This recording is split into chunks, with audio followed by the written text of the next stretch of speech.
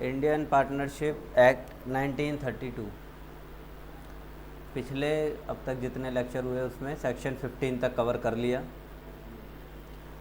आज सेक्शन 16 से स्टार्ट करेंगे, जहाँ तक हो पाएगा उतना कर लेंगे आज। सेक्शन 16 बोलता है personal profit earn by a partner.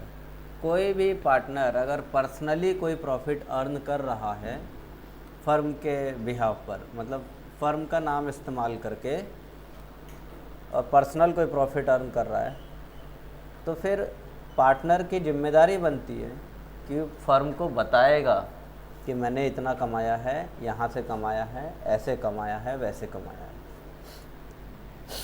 ठीक है, देखते हैं। Every partner must account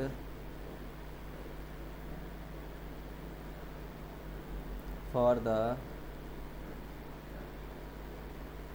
personal profit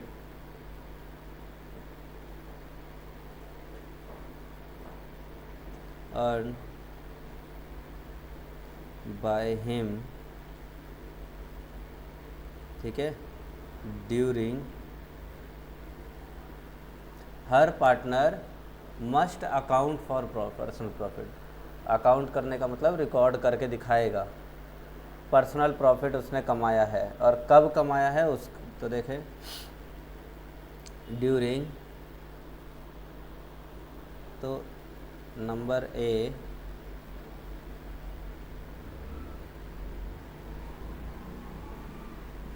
ordinary conduct of business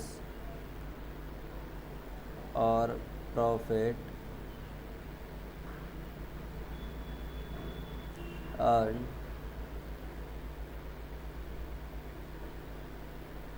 from the use of the partnership property। Ordinary conduct of business और प्रॉफिट, है ना, profit earn from the use of partnership property. Normally जो partnership, जो business, जिस business के लिए partnership चल रही है, उसी बिजनेस की वजह से प्रॉफिट कमा ले, या फिर पार्टनरशिप की अपनी जो प्रॉपर्टी है उस प्रॉपर्टी का इस्तेमाल करके प्रॉफिट कमा ले। इनमें से अगर कोई बात हुई है तो फिर मेंशन करना पड़ेगा, बताना पड़ेगा। या फिर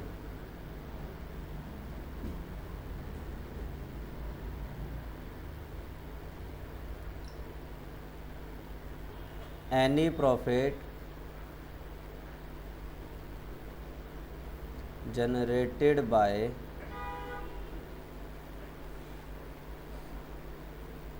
carrying on business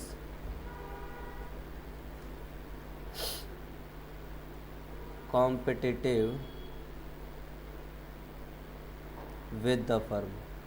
या फिर जो पार्टनर है वो कोई एक ऐसा अलग से काम कर रहा है जो पार्टनरशिप फर्म के बिजनेस के कॉम्पिटिटिव हो।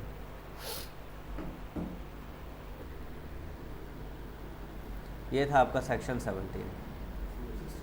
हाँ 16। तो सीधी बात है, अगर पार्टनर किसी तरह से कोई भी प्रॉफिट कमा रहा है, चाहे वो बिजनेस करके ही कमा रहा हो, अलग कमा, मतलब सेम वही पार्टनरशिप बिजनेस करके कमा रहा है, बाकियों को पता ही नहीं है, तो बताना पड़ेगा। पार्टनरशिप की प्रॉपर्टी इस्तेमाल करके और कोई प्रॉफिट अर्न कर रहा है, बाकियों को पता ही नहीं है, तो बताना पड़ेगा। या पार्टनरशिप बिजनेस के कंपटीशन में ही कोई दूसरा बिजनेस कर रहा है अलग से, तो वो भी बताना पड़ेगा। सपोज़ करो कि ए बी सी 3 पार्टनर हैं, पार्टनरशिप में तीनों डॉक्टर हैं, एक मेडिकल हॉस्पिटल चला रहे हैं तीनों। बी ने एक अपना सेपरेट क्लिनिक खोल रखा है, तो बी को ये बात बताना पड़ेगा कि मैं वहाँ से इतना प्रॉफिट कमा रहा हूँ। क्योंकि वो बी का जो सेपरेट क्लिनिक है कायदे से वो बी का नहीं है, वो उसी फर्म का ही है, तब तक जब तक बी उस पार्टनरशिप फर्म से अलग नहीं हो जाता। आई बात समझ में?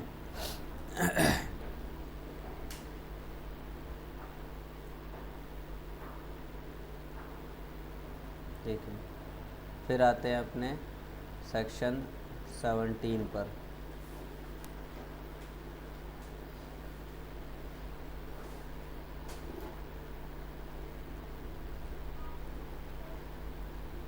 Changes in the constitution of firm. Section 17 बताता है कि फर्म के कॉन्स्टिट्यूशन में चेंजेस आ गए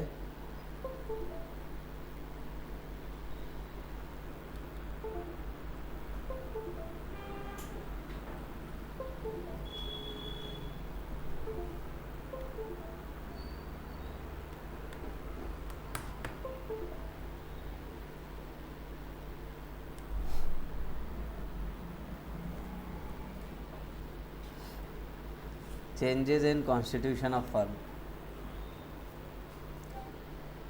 कॉन्स्टिट्यूशन का मतलब है बनावट है, या यूँ कह लो संरचना।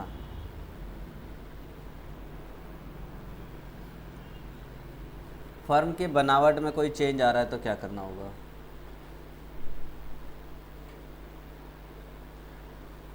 तो कई तरह के चेंजेस आ सकते हैं। तो देखो, where there is a change in the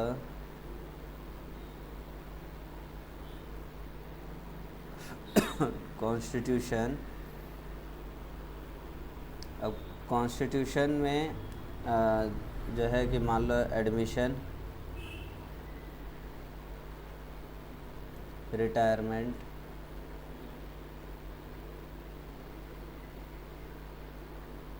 इस तरह की कुछ भी हो सकती है, but no new agreement is made. कोई नया एग्रीमेंट नहीं बनाया जा रहा, तो ऐसे में क्या करना होगा? फिर ओल्ड एग्रीमेंट को ही मानना पड़ेगा। Old agreement will be applicable. जैसे ए बी पार्टनर हैं, सी को एंटर कर लिया, साथ में एडमिट कर लिया। ए बी और बी के बीच में आपस में जो पार्टनरशिप में जो भी उनके आपस में बातचीत थी, एग्रीमेंट था, सी को एडमिट करने के बावजूद इन्होंने एग्रीमेंट में कोई बात बदलाव नहीं किया, कोई नया एग्रीमेंट बनाया ही नहीं, तो फिर माना जाएगा कि पुराना जो एग्रीमेंट चल रहा था ए और बी में, वही एग्रीमेंट ए बी सी तीनों में चलेगा। अब जो भी बातचीत उनके ए और बी के बीच में थी, वो सारी बातचीत अब ए बी सी के बीच में रहेगी।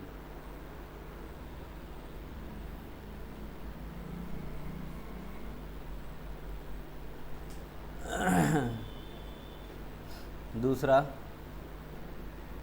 Where partnership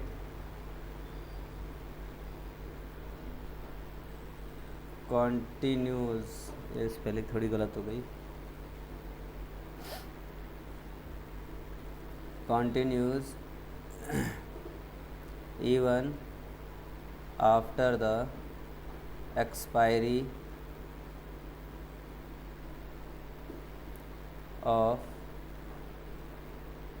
fixed time period.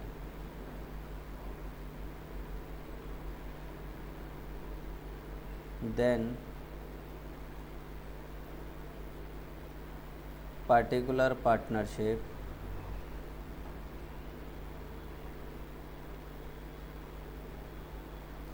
is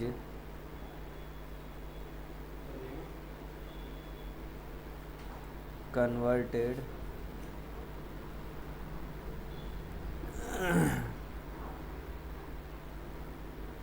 into partnership at will.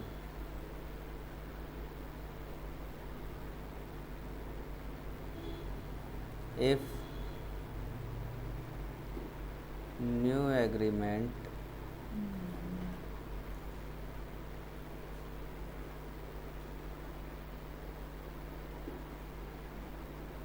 is not made,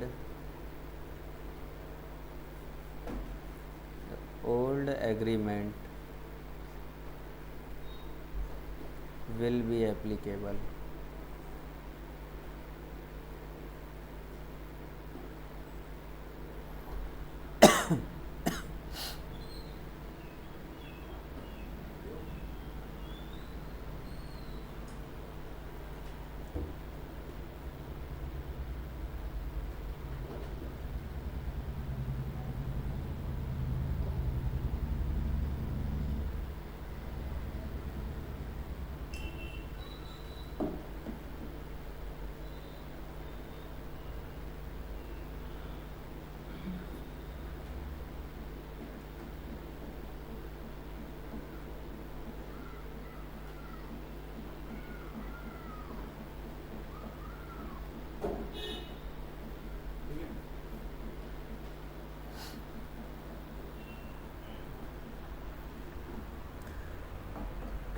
क्या कहा कि where partnership continues even after the expiry of the fix time period, मतलब एक टाइम पीरियड डिसाइड किया गया था आपस में कि इतने 2 साल 3 साल 5 साल के लिए एक डेट भी डिसाइड कर रखी थी, इतने तारीख तक हमारा पार्टनरशिप चलेगा। उसके बाद वो टाइम तो एक्सपायर हो गया लेकिन पार्टनरशिप अभी भी कंटिन्यू है। Then particular partnership is converted into partnership at will. अभी तक तो वो पार्टिकुलर पार्टनरशिप था, पिछली क्लास में ही बताया था मैंने, वो पार्टिकुलर पार्टनरशिप था अब तक लेकिन हाँ अब क्योंकि टाइम जो है बीत चुका है, अभी भी पार्टनरशिप कंटिन्यू है, तो अब वही पर्टिकुलर पार्टनरशिप क्या हो गया, partnership at will. If new agreement is not made, old agreement is applicable.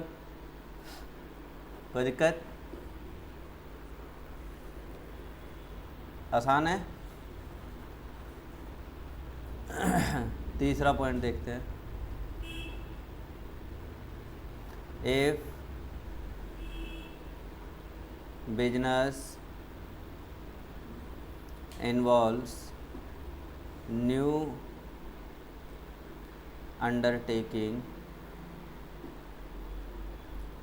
अगर business involves new undertaking, then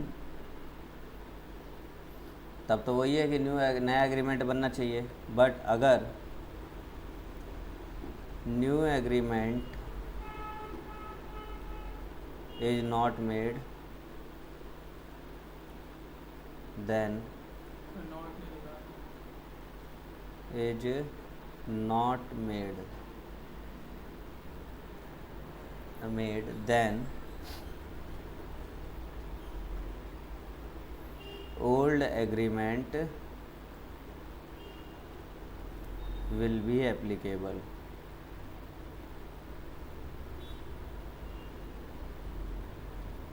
business अगर कोई नया काम कर रहा है या कुछ नए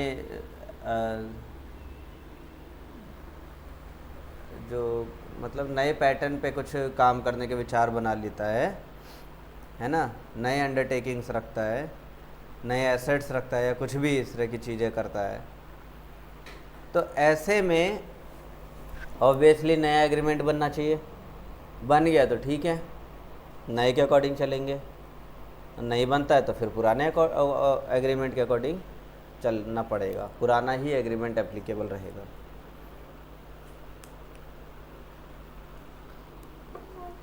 ठीक है, तो ये इतना तुम्हारा सेक्शन 17 था।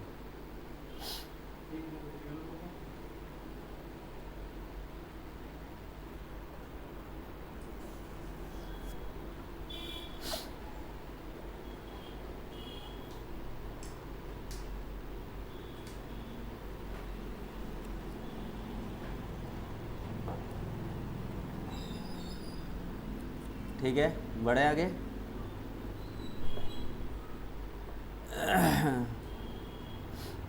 इसके बाद एक टॉपिक है अथॉरिटी ऑफ पार्टनर। पार्टनर की अथॉरिटी है ना। अथॉरिटी मतलब, अथॉरिटी का मतलब क्या होता है? ताकत, पावर, है ना। एक पार्टनर की अपनी अथॉरिटी, पावर, तो दो तरीके से चल सकती है ये। एक bye express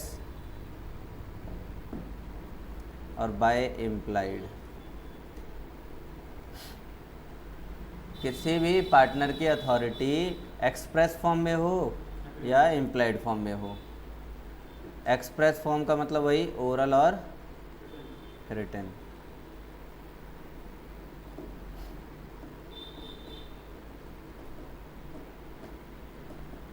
express by words, ठीक है।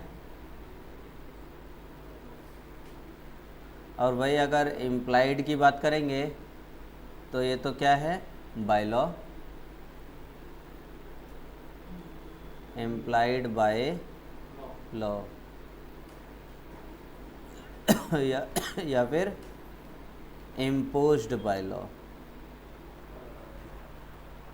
जो एक्सप्रेस वाला फॉर्म है ये पार्टनरों के आपस में बीच की बात है, चाहे ओरली आपस में बातचीत कर ले तुम्हारी ये अथॉरिटी है, तुम्हारे पास ये अथॉरिटी, तुम्हारे पास, मेरे पास ये अथॉरिटी, या रिटन में एक्सप्रेस कर ले लिखित तौर पे कि इस पार्टनर की ये अथॉरिटी, इस पार्टनर की ये अथॉरिटी। लेकिन जो इम्प्लाइड वाली बात है, इम्प्लाइड का मतलब कि पार्टनरों के बीच की बात नहीं है। अब ये किसी थर्ड पार्टी के नज़रिए से देखना पड़ेगा कि पार्टनर की अथॉरिटी क्या होती है। एक थर्ड पार्टी का मतलब एक ऐसा जो निष्पक्ष है, उसके अकॉर्डिंग पार्टनर की जो अपनी अथॉरिटी बनती है, जिसके बारे में ना उन्होंने लिखा, ना बोला, ना जाना, ना कुछ किया है, फिर भी अथॉरिटी मानी जाएगी अगर थर्ड पार्टी बोल देता है तो, ठीक है। जैसे प्रॉफिट लेने का अधिकार, ना तो एक्सप्रेस फॉर्म में मतलब ना ओरल फॉर्म में, ना रिटन फॉर्म में हो, तो क्या अगर ना ओरल ना रिटन है तो क्या उसे प्रॉफिट नहीं मिलेगा? पार्टनर को प्रॉफिट का अधिकार है उसका कि नहीं है? है ना। ये इम्प्लाइड है। तो एक्सप्रेस जो होता है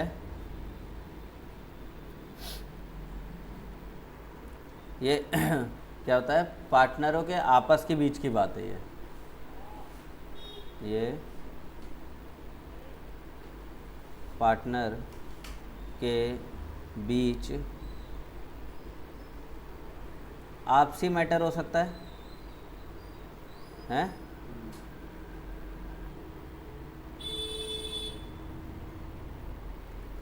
अब वही इम्प्लाइड की बात करें तो ये किसी थर्ड पार्टी के अकॉर्डिंग देखा जाता है।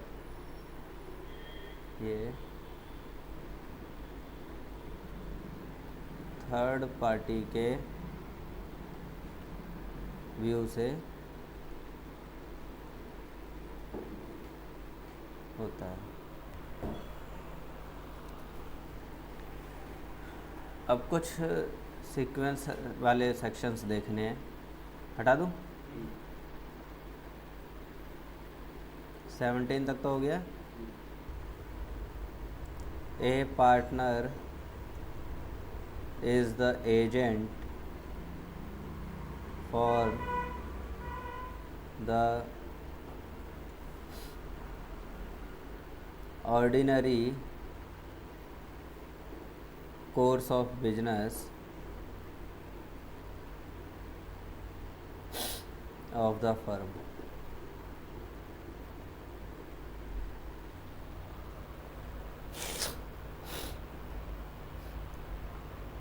कोई भी पार्टनर फर्म के जो ऑर्डिनरी बिजनेस होते हैं उस बिजनेस के लिए वो एक एजेंट का काम करता है। ये बात शुरू से ही आ गया था।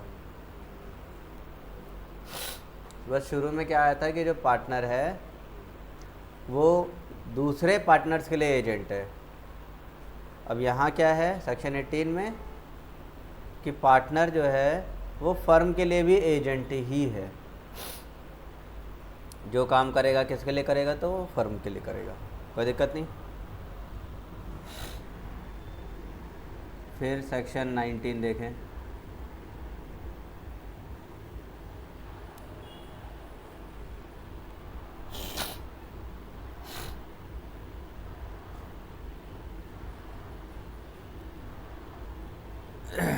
सेक्शन 19 के बारे में अगर थोड़ा एक्सप्लेनेशन की बात करेंगे तो इसके बारे में जो एक्सप्लेनेशन है वो सेक्शन 22 में दिया गया है।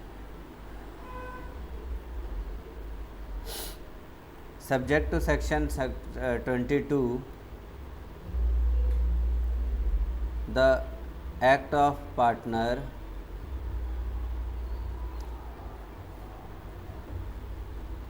Similar to the act of firm. ये पीछे भी आया था, एक बार पीछे भी आया था कि पार्टनर ने काम किया तो माना जाएगा कि वो फर्म ने किया है।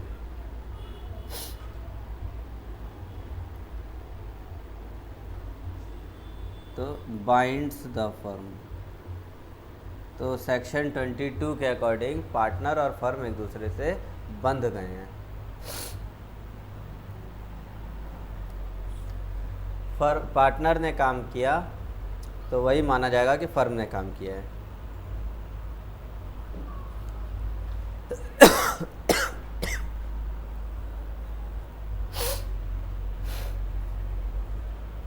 अब क्योंकि ये इसकी एक्सप्लेनेशन सेक्शन 22 में है तो सेक्शन 22 को ज़रा देख लिया जाए ठीक से, उसके बाद 20 और 21 देख लेंगे। तो देखते हैं सेक्शन 22 के बारे में फिर।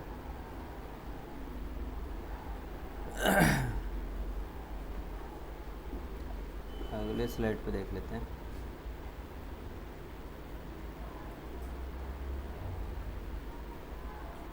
Section number 22।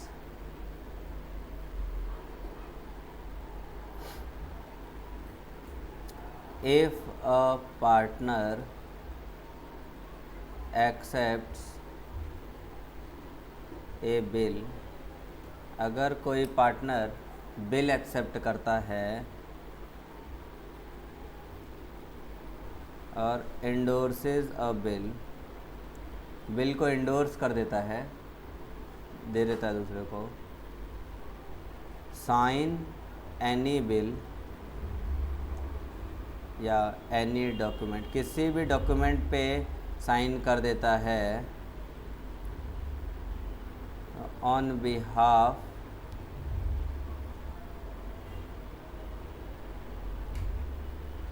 ऑफ फर्म के बिहाफ पर साइन करता है, तो माना जाएगा कि वो काम किसने किया है, बताओ, वो फर्म ने किया। The firm will be liable for the same. तो उसी काम के लिए फर्म लाइबल हो जाता है। अब फर्म लाइबल होने का मतलब कि ये एक पार्टनर लाइबल नहीं हुआ, सारे ही पार्टनर लाइबल हो गए। बस वो सारे काम क्या होने चाहिए, तो related to the ordinary course of business.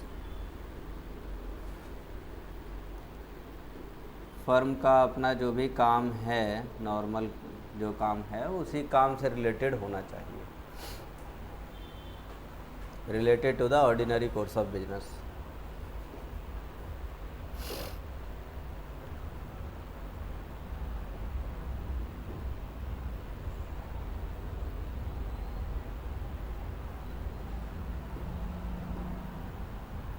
कोई प्रॉब्लम नहीं?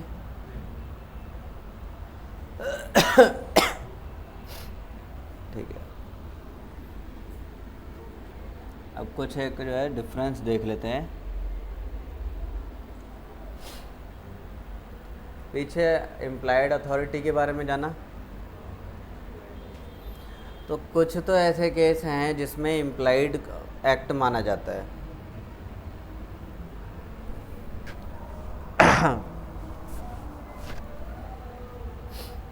और कुछ ऐसे एक्ट होते हैं जो लगता है कि इम्प्लाइड अथॉरिटी है, बट ऐसा असल में है नहीं। मतलब इम्प्लाइड अथॉरिटी को ही देखा जाएगा अगर, तो कभी तो वाकई में इम्प्लाइड अथॉरिटी है, कोई दिक्कत नहीं है, लेकिन कभी ऐसा भी है कि देखने में लगता है कि इम्प्लाइड अथॉरिटी है, बट असल में ऐसा नहीं है। अब जो अथॉरिटी देख रहे हैं हम, इम्प्लाइड अथॉरिटी, हमें ये देखना है कि कुछ ऐसे वर्क हैं जो बिजनेस के ही हैं और उसमें इम्प्लाइड अथॉरिटी लग जाती है, और कुछ ऐसे वर्क जो है बिजनेस के ही, ऑर्डिनरी बिजनेस ही है, लेकिन वहाँ महसूस हो रहा है कि इम्प्लाइड अथॉरिटी है, बट एक्चुअल में ऐसा नहीं है।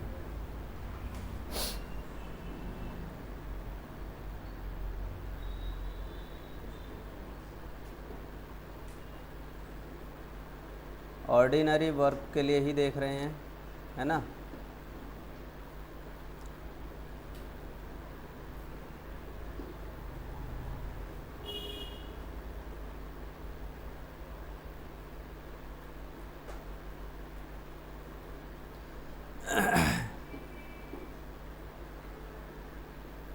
तो acts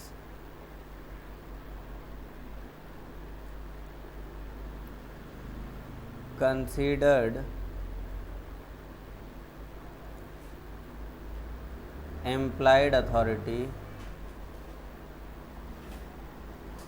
of firm।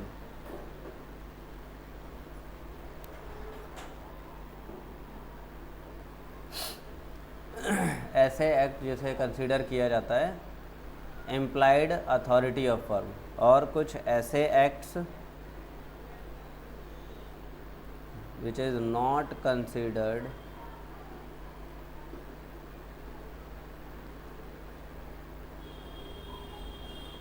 implied authority of firm।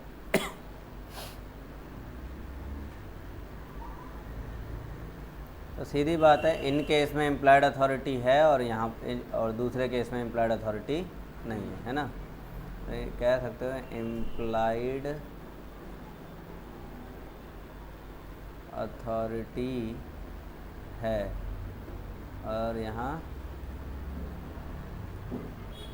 Implied authority नहीं है। देखिए ज़रा, पहले है वाले में देख लेते हैं कौन कौन आ रहा है। सेल और परचेज ऑफ गुड्स, तो ये इम्प्लाइड अथॉरिटी है, बताने की ज़रूरत नहीं है, पार्टनर के पास अधिकार है ये, ठीक है। दूसरा receiving payments and issuing receipts।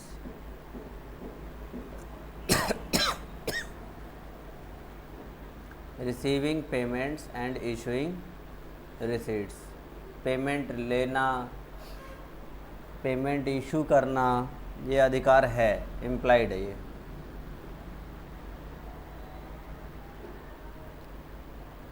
Making payments for the purchase of goods,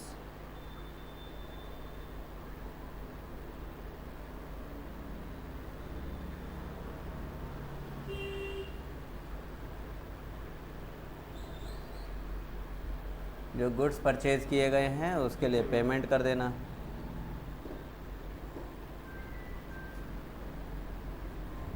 taking a dispute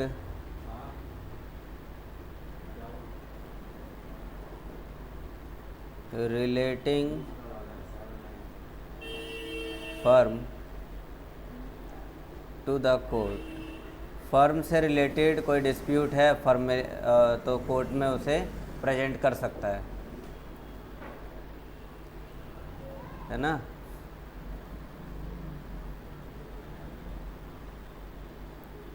appointing a solicitor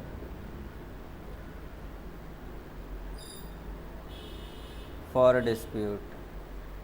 dispute के लिए सॉलिसिटर अपना रख सकते हैं। सॉलिसिटर मतलब वकील। डिस्प्यूट के लिए वकील अपॉइंट कर सकते हैं। ये कोई पार्टनर मतलब करेगा तो ऐसा नहीं है कि उसको ये अथॉरिटी बताने की ज़रूरत है, ये इम्प्लाइड है, कोई दिक्कत नहीं है। अपॉइंटिंग एम्प्लॉय और सर्वेंट, किसी सर्वेंट को अपॉइंट करना है किसी एम्प्लॉय को अपॉइंट करना है अपने यहाँ, तो एक पार्टनर के पास अधिकार है, कर सकता है।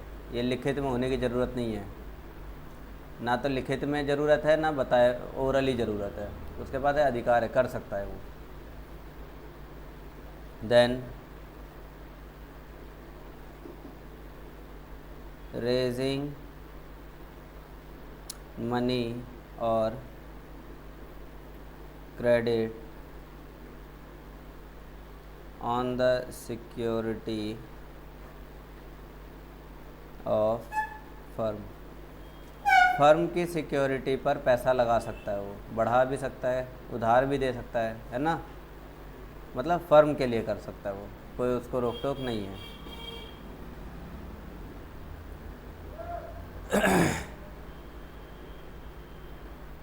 ये तो थे इम्प्लाइड अथॉरिटी की बातें। अब देखते हैं कि किन केसेस में इम्प्लाइड अथॉरिटी नहीं है।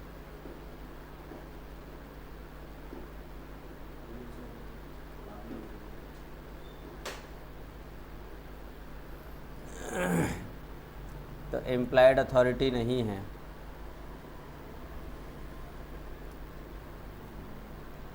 Submitting a dispute to arbitrary,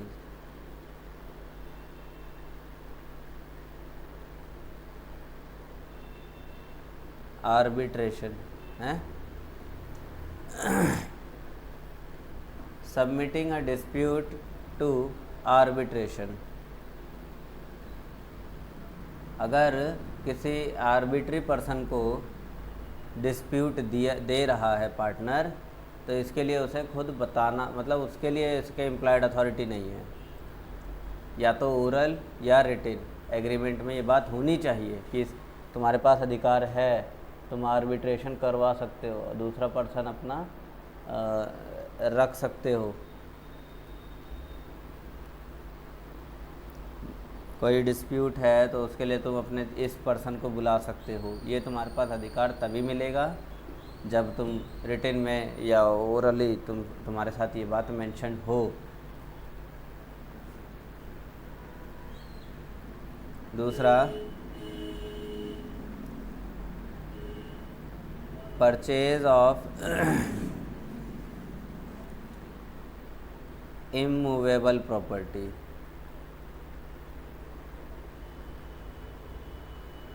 immovable property अगर परचेज करते हो एज पार्टनर, तो तभी करोगे जब एक्सप्रेस फॉर्म में हो। इसके लिए इम्प्लाइड अथॉरिटी नहीं है तुम्हारे पास। इमूवेबल प्रॉपर्टी का मतलब, हाँ, एक ऐसी प्रॉपर्टी जो मूव नहीं कर सकती। तीसरा, ट्रांसफ़र ऑफ इमूवेबल प्रॉपर्टी,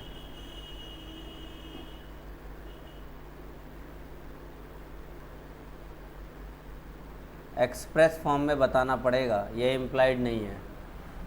अगर तुम एज पार्टनर अपनी कोई प्रॉपर्टी ट्रांसफ़र कर रहे हो तो ये इम्प्लाइड नहीं है, इसे एक्सप्रेस फॉर्म में बताना पड़ेगा। फिर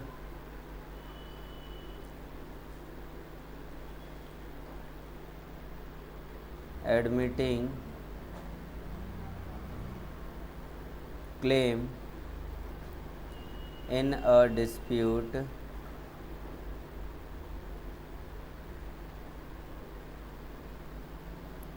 pending before court कोर्ट में मौजूद कोई पेंडिंग केस है, कोई कोई डिस्प्यूट है, उस पर तुम क्लेम एडमिट कर रहे हो,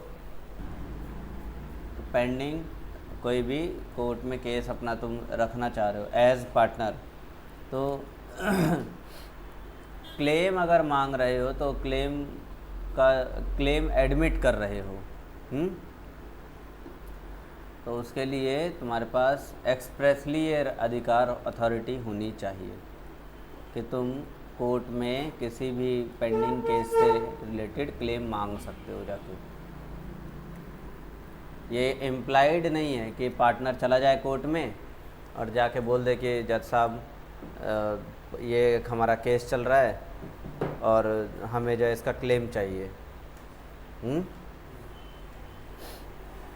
कोई पार्टनर खुद ही उसके एम्प्लॉयड अथॉरिटी के रूप में नहीं जाएगा, उसके पास ये अधिकार लिखित में या ओरली उसको दिया गया हो तभी जा सकता है वो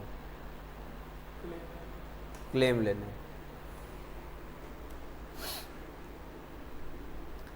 देन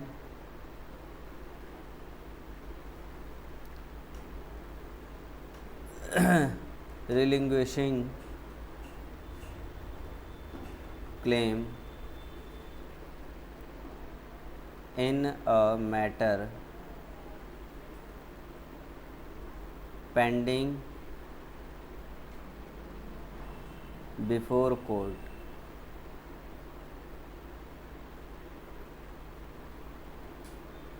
पिछला तो था कि क्लेम लेने से मतलब था, है ना, और अब क्लेम छोड़ना चाहता है, तो इसके लिए भी उसके पास अथॉरिटी लिखित में दी गई हो उसे या ओरली उसे बताई गई हो कि ठीक है मैं जो क्लेम है उसे छोड़ रहा हूँ,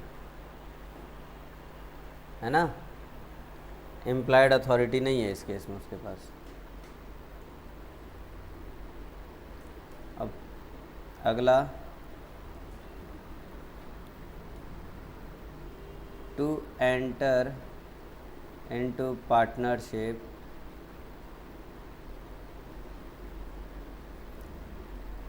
on behalf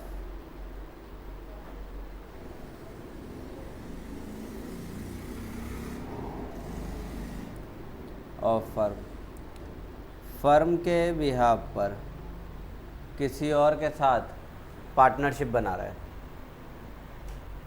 फर्म के ही बिहाफ पे किसी और के साथ पार्टनरशिप बना रहा है, तो बना तो सकता है, ऐसी बात नहीं है, लेकिन मेन बात उसको ये अथॉरिटी दी गई हो, ये इम्प्लाइड अथॉरिटी नहीं है, उसे ये अथॉरिटी मिली हो, दी गई हो, तभी वो ये काम कर सकता है। अगला, opening a bank account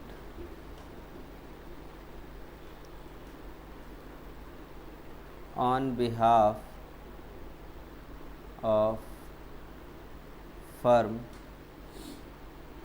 in his own name। Bank में अकाउंट ओपन करवाना है, फर्म के लिए ही करवाना है, लेकिन अपने नाम से करवाना है, उसको ये अथॉरिटी दी गई हो तो वो करेगा। अथॉरिटी नहीं दी गई है, नहीं बताया गया है, तो इम्प्लाइड रूप में वो ये काम नहीं कर सकता।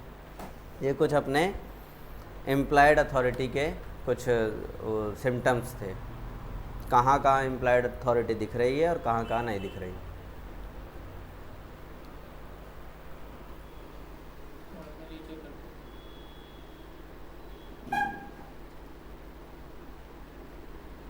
एक पॉइंट और लिख लो,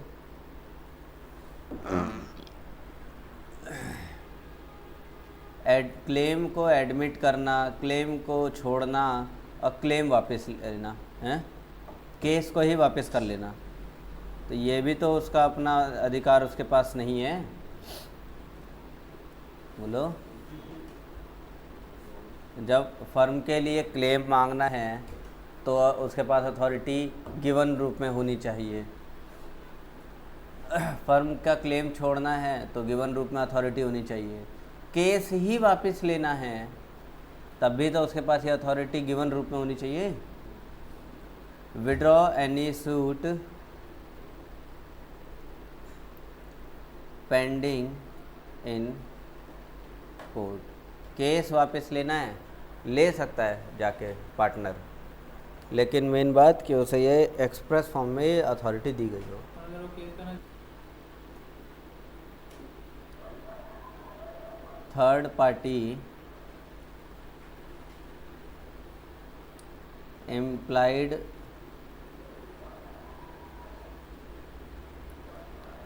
अथॉरिटी के केस में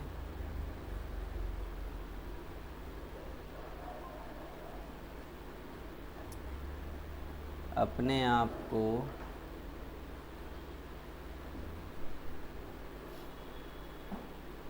सिक्योर फील करेगा, पहली बात। फिर दूसरी बात,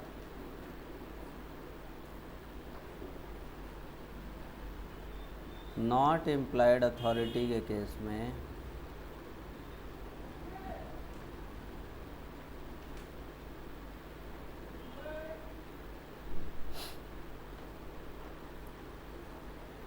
सभी पार्टनर को मिल के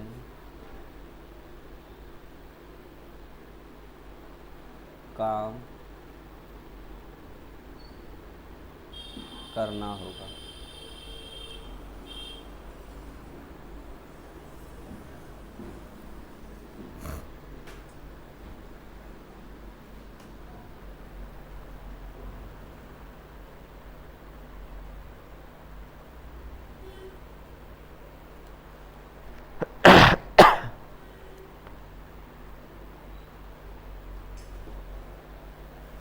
सेक्शन अपना जो है कि 22 हो गया, पीछे 2 सेक्शन छोड़ दिए है ना, 20 और 21, उनको देख लेते हैं। अब बात ये थी कि भाई देखो 19 और 22 मिलता जुलता था, इसलिए एक साथ करवा दिए। अभी सेक्शन 20 देखते हैं।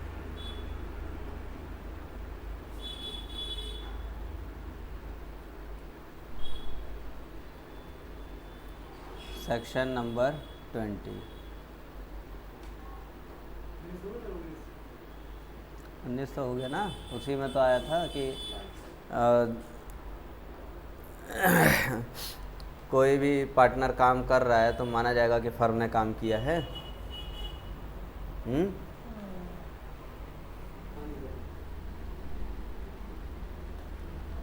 तो सेक्शन नंबर 20 देख लेते हैं। एनी एक्सटेंशन और reduction in implied authority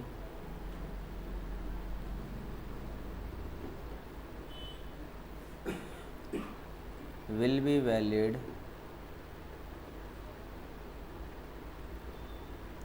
only when this fact is intimated to third party. जितने हमने अभी एम्प्लॉयड अथॉरिटी देखे हैं वो सारे एम्प्लॉयड अथॉरिटीज़ तो वैलिड है, लेकिन इसके अलावा भी अगर कोई बात एम्प्लॉयड अथॉरिटी को तुम मानना चाहते हो, कोई भी ऐसा फैक्ट जिसे तुम एज एम्प्लॉयड अथॉरिटी मानना चाहते हो, यानी उसको एम्प्लॉयड अथॉरिटी के कॉन्सेप्ट को और बढ़ाना चाहते हो, तो वैलिड हो सकता है। लेकिन तुम्हें ये बात थर्ड पार्टी को बताना पड़ेगा, क्योंकि थर्ड पार्टी तो कुछ वही जो चुनिंदा बातें उन्हीं के वही एम्प्लॉयड अथॉरिटी मानता है। अब तुमने कुछ और एक्स्ट्रा में भी कोई बात रखी हो तो थर्ड पार्टी को वो बात थोड़ी पता है, जनरल बातें ही तो पता है थर्ड पार्टी को। तुम कुछ स्पेशल फैक्ट्स को भी एम्प्लॉयड अथॉरिटी में मान के चल रहे हो, तो ये बात थर्ड पार्टी को नहीं पता है, उसे बताना पड़ेगा कि हमारे यहाँ ऐसा ही होता है, हैं? ये बात हमें बताने की ज़रूरत नहीं है, लिखित में देने की ज़रूरत नहीं है, बस हमारे यहाँ ऐसा ही होता है। ठीक है।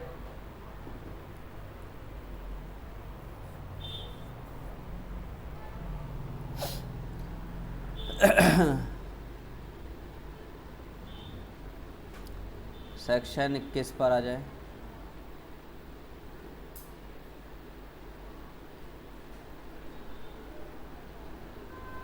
सेक्शन 21 है acts of partners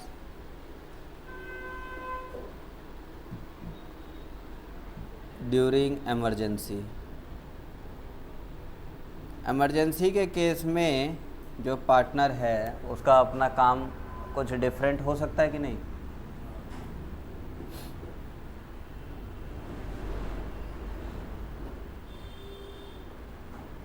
A partner is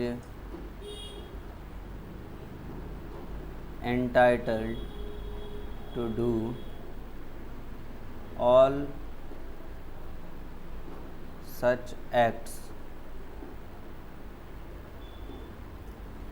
during emergency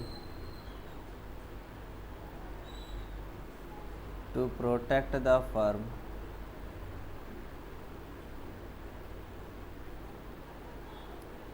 from loss. भाई फर्म को लॉस से बचाने के लिए पार्टनर को अगर अकेला भी काम करना पड़ जाए तो करेगा। वो सारे काम जिसमें उसको एक्सप्रेस अथॉरिटी देखना पड़ेगा हैं, उन्हें भी वो एम्प्लॉयड बना के चल लेगा, क्योंकि फर्म को लॉस से बचाना है।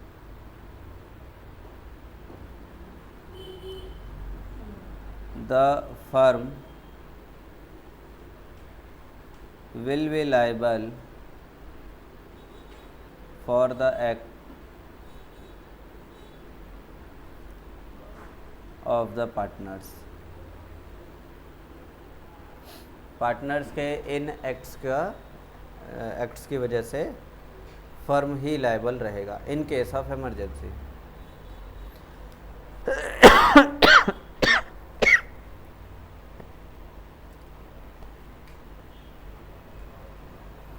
जैसे बैंक अकाउंट ओपन करने की बात थी, पार्टनर अपने नाम से बैंक अकाउंट ओपन करेगा फर्म के लिए, तो ये इन केस ऑफ इमरजेंसी वो कर सकता है। अदरवाइज़ तो ये एक्सप्रेस अथॉरिटी है ना, लिखित में या ओरल होना चाहिए, तब अधिकार वो प्राप्त करेगा और बैंक अकाउंट ओपन करेगा। लेकिन अगर इमरजेंसी का केस है तो ऐसे में पार्टनर ये नहीं देखेगा कि मेरे को अथॉरिटी मिलेगी तो मैं काम करूँगा ना, फर्म को नुकसान हो रहा है, पैसे नहीं मिल पा रहे हैं, तो तुरंत अकाउंट ओपन करवाएगा और रिकवरियाँ शुरू करना शुरू कर देगा हैं। बाद में बता देगा कि भाई फर्म के लिए मैंने अकाउंट ओपन करवाया है। हो जाता है, इस तरह से कर देते हैं।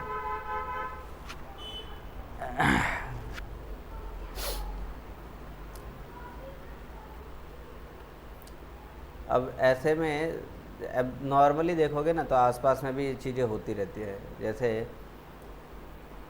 एक नॉर्मल सा नियम है, नियम क्या है कि अगर कोई इमरजेंसी आती है, जैसे मान लो कोई लड़की बेहोश हो गई है हैं, अब उस बेहोश लड़की को उठाने के लिए, चाहे स्कूल की बात करें, चाहे कॉलेज की बात करें, चाहे ऐसे भी, तो महिला ही उसको उठाने के लिए आएगी हैं, महिला की टीम उठाएगी। ये तो बात है, नॉर्मल सी बात है, ये इम्प्लाइड है कि महिला अगर बेहोश हुई है तो उसके लिए सीपीआर देना या उसे उठा के लेकर जाना तो ये महिला ही करेगी। लेकिन इन केस ऑफ इमरजेंसी कहीं महिला बेहोश हुई है, चक्कर खा के गिर गई है, अनकॉन्शियस हो गई है, जेंट्स पुरुष वहाँ खड़ा है, दूर दूर तक कहीं महिलाओं का कोई एक दूसरा छाया तक नहीं है, तो मरने दे। वो इमरजेंसी केस है ना, सीपीआर देना होगा तो पुरुष देगा सीपीआर हैं, उसे उठा के लेकर जाना होगा तो लेकर जाएगा, उसे रोकेगा तो उसके लिए ये थोड़ी है कि अब कोई मुझे अधिकार दे आकर कि भाई तुम उठा सकते हो तभी उठाए। इसके महिला के घर वाले आए आके बोले मुझसे कि नहीं तुम इसे उठा सकते हो, तुम उसे ले जा सकते हो, तुम इसे सीपीआर दे सकते हो। एक नॉर्मल सी बात बता रहा हूँ मैं, वही चीज़ यहाँ पर है। वहाँ वो इमरजेंसी में अपने सारी चीज़ें साइड रख के एक एम्प्लॉयड जो एक वर्क दिख रहा है, जो इमरजेंसी में जो काम दिख रहा है, उसे बचाने के लिए जो दिख रहा है वो करेगा। वही चीज़ यहाँ पर पार्टनर के लिए, पार्टनर को फर्म को लॉस से बचाने के लिए वो भी एक्ट करने पड़ सकते हैं। जो एम्प्लॉयड नहीं है वो एक्ट करने के लिए उसे अथॉरिटी लेनी चाहिए थी, लेकिन उसे अथॉरिटी तो दी नहीं गई है ना। लेकिन हाँ, फर्म का लॉस होने वाला है तो इसलिए बचाने के लिए वो कर सकता है ये काम। आ गया समझ में? सेक्शन 21 नीचे करना है।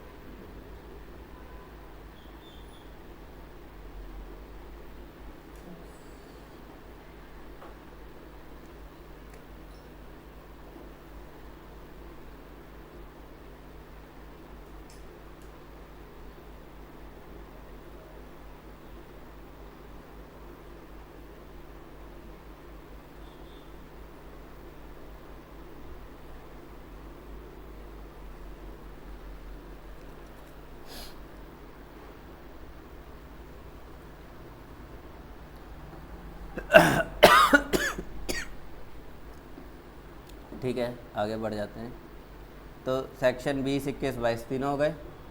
22 पहले ही करवा दिया था, 20 और 21 सब करवा दिए। फिर आएंगे अपने सेक्शन 23 पर।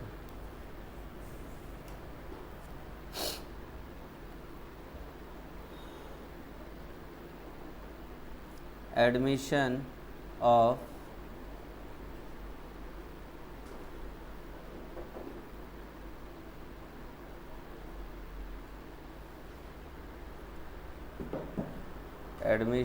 Of liability of a partner. एक पार्टनर की जो अपनी लाइबिलिटी है उसे जोड़ा जाए, हैं? सेक्शन 23, पार्टनर की लाइबिलिटी को जोड़ना। एडमिशन मतलब ऐड करना। तो लिखो,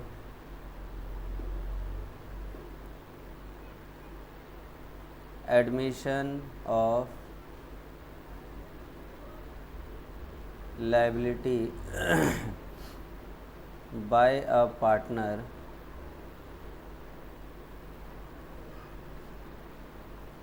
during the ordinary course of business is supposed to be admission of liability of firm।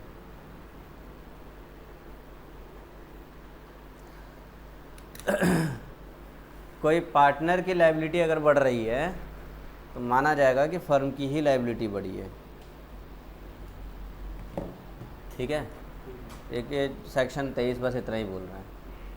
Sub partner की अपनी जो भी नॉर्मल लाइबिलिटी थी तो फर्म की लाइबिलिटी थी। अगर पार्टनर की लाइबिलिटी बढ़ गई, ऐड हो गई, इट इज़ अज्यूम दैट कि वो फर्म की ही लाइबिलिटी बढ़ गई। ठीक, क्लियर? फिर अपने अगले सेक्शन के लिए देखें, section 24।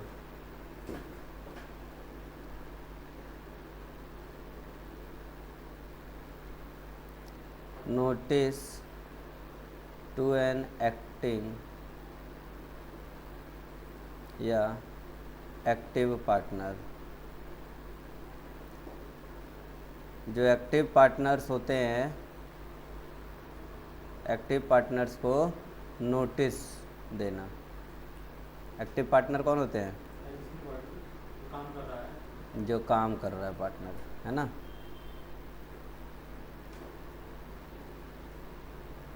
Notice given to an active partner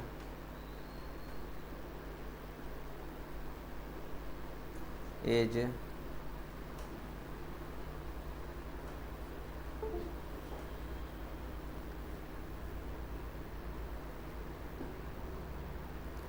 supposed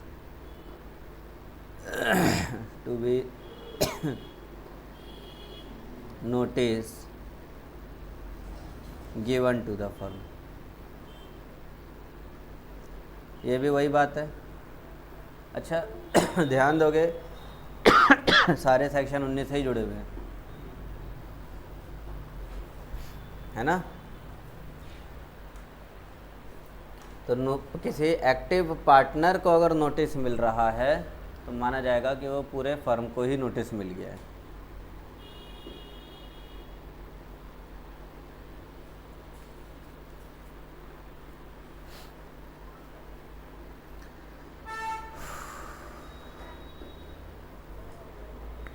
नहीं 24 इतना ही है। बुक में तुम्हारे इसके इन्हीं सब की तो एक्सप्लेनेशन ही तो दे रखी है, बस मेन थीम तो इतना ही है, इसी को एक्सप्लेन करके एग्जाम्पल दे के समझा रखे हैं।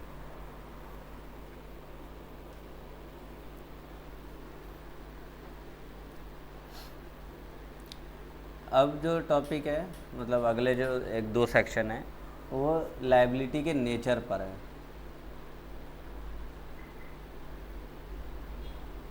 Nature of,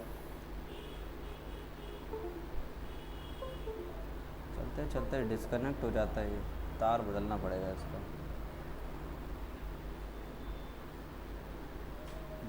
liability, nature of liability, section 25।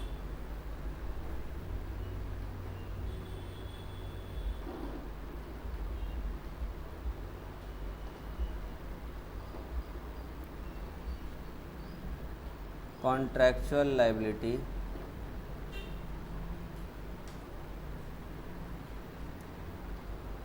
Contractual liability ये नेचर ही है। एक होता है कॉन्ट्रैक्चुअल लायबिलिटी। अब इसमें क्या है कि पार्टनर्स जो है कॉन्ट्रैक्ट के अकॉर्डिंग लायबिलिटी बनाते हैं अपनी।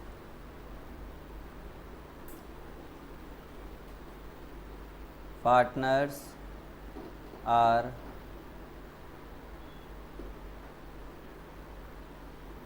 jointly and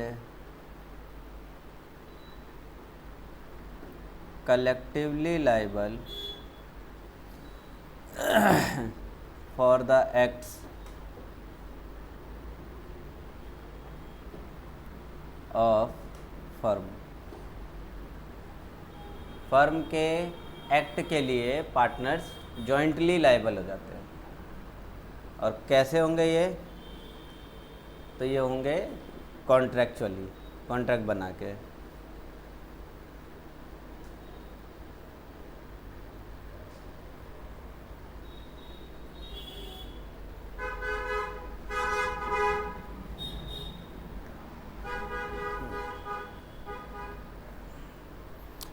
तो ये पार्टनरों ने आपस में कॉन्ट्रैक्ट बना लिया कि लायबल होंगे तो सब होंगे। अब ऐसे में कलेक्टिवली कोई भी काम किया पार्टनरों ने, सारे लायबल हो गए, यानी कि फर्म लायबल हो गई, है ना।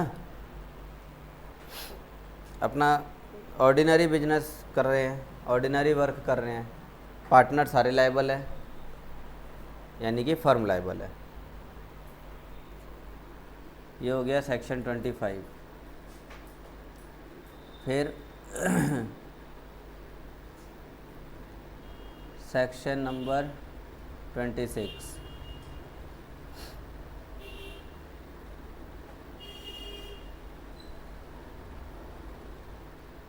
Liability of firm. अब फर्म की लायबिलिटी के लिए देखें, एक तो कॉन्ट्रैक्चुअल लायबिलिटी देखा, अब फर्म की लायबिलिटी देखनी है सेक्शन 26 में। तो ये तो बहुत आसानी से याद हो जाएगा। Section 25 contractual liability, section 26 liability of firm. Firm की लायबिलिटी क्या है? फर्म इज लाइबल, अभी थोड़ी देर पहले बताया ना, for the acts of partner if partner के एक्ट के लिए फर्म लायबल हो जाएगा अगर if that act is performed in the ordinary course of business of firm, ये तो बता ही दिया। या फिर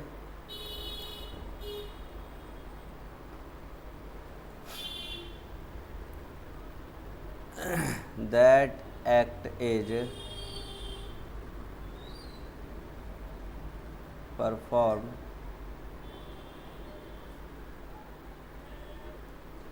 with the consent of all partners, है ना, कोई भी काम हुआ है तो सारे पार्टनरों के कंसेंट से हुआ, और ये बात भी अभी पीछे बता दिया। ऑर्डिनरी कोर्स ऑफ बिजनेस के लिए अगर पार्टनर ने कोई काम किया है तो फर्म लायबल है, या जो उसने काम किया है वो सारे पार्टनरों के रजामंदी से किया है तो अकेला वो पार्टनर लायबल नहीं है, पूरा फर्म ही लायबल है उसके लिए। सेक्शन 26 तक हो गया।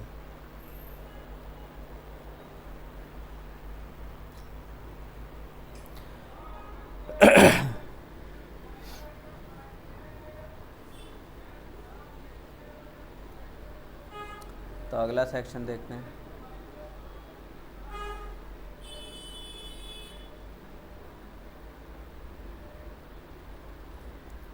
Section 27,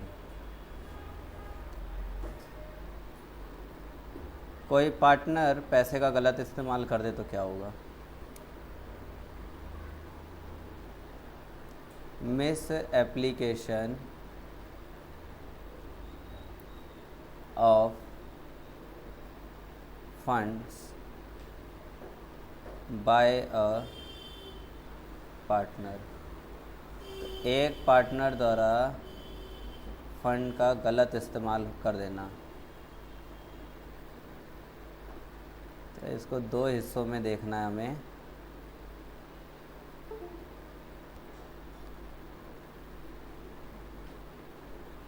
A partner receive money on behalf of firm and misuse it, firm के बिहाफ पे उसने पार्टनर ने पैसा ले लिया है और उसे मिसयूज़ कर दिया। और जो दूसरा केस है वो है पार्टनर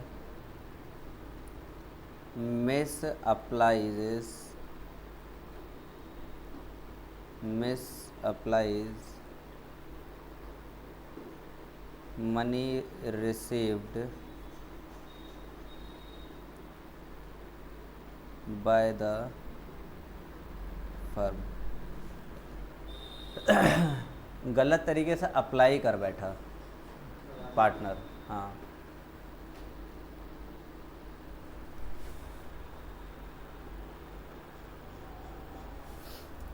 चाहे कुछ भी हो, पैसा रिसीव करके मिसयूज़ कर दिया या गलत तरीके से उसने पैसा ही लगा दिया है, मिस अप्लाई कर रहा है। तो इन दोनों ही केस में अगर नज़रिया देखें थर्ड पार्टी का है, नज़रिया देखा जाए थर्ड पार्टी का, तो थर्ड पार्टी के नज़रिए से कौन लायबल है, पार्टनर या फर्म? फर्म लायबल है। The firm will be liable from the point of view of third party. Third party के पॉइंट ऑफ व्यू से फर्म ही लायबल है, भले वो पार्टनर ने खुद ही किया वो कांड। ठीक।